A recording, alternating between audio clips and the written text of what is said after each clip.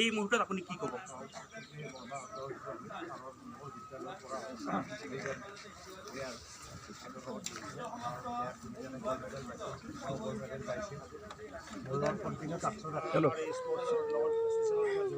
Hello' দাবী জনাম যাতে তেওঁ ৰাষ্ট্ৰীয় মৰ্যাদা প্ৰদান কৰে। সাংবাদিক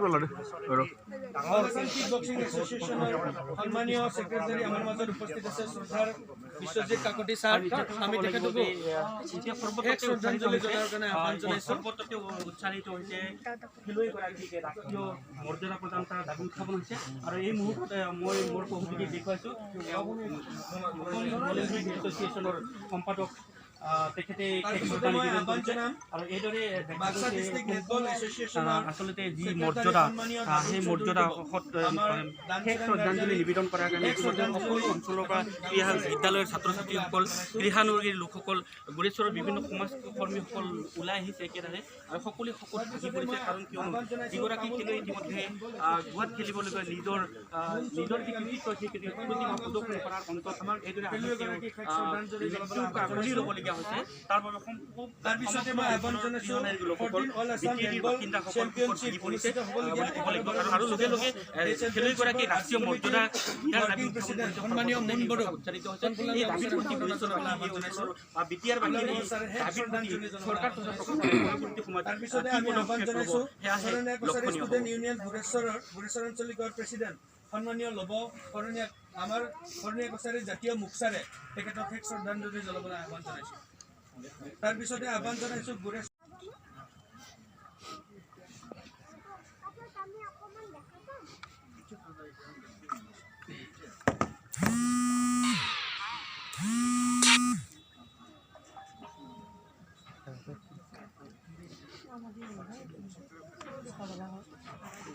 তাৰপিছতে আমি শ্ৰদ্ধাঞ্জলি জনাবলৈ আহ্বান জনাইছোঁ বাক্সা ডিষ্ট্ৰিক্ট কিক বক্সিং এছ'চিয়েশ্যনৰ ছেক্ৰেটাৰী সন্মানীয় অমৃত চৌধুৰীদেৱক আমি খেলুৱৈগৰাকীক শেষ শ্ৰদ্ধাঞ্জলি জনাবলৈ আহ্বান জনাইছোঁ।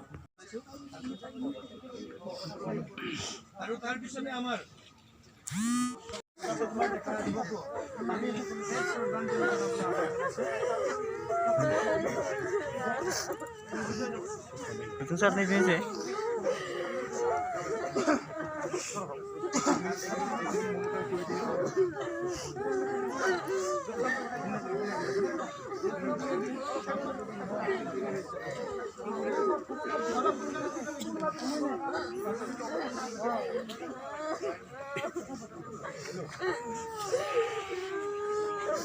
শ্ৰদ্ধাৰ আজিৰ এই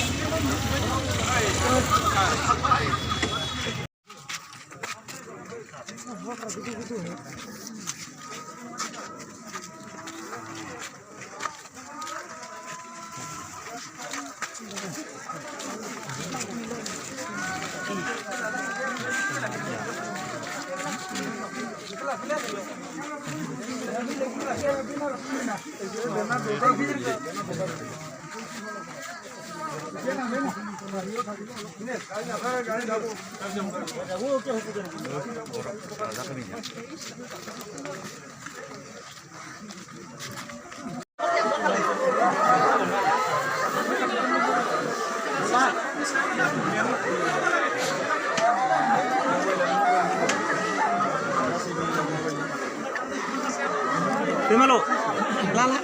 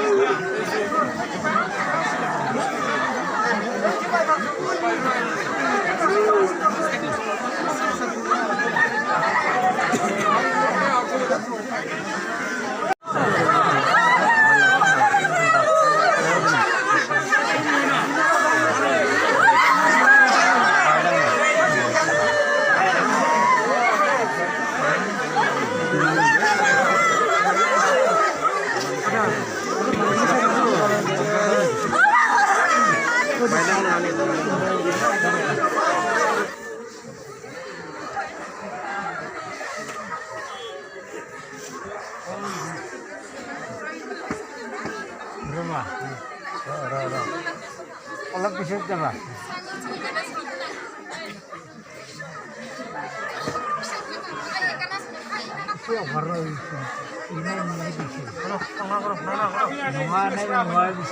Ini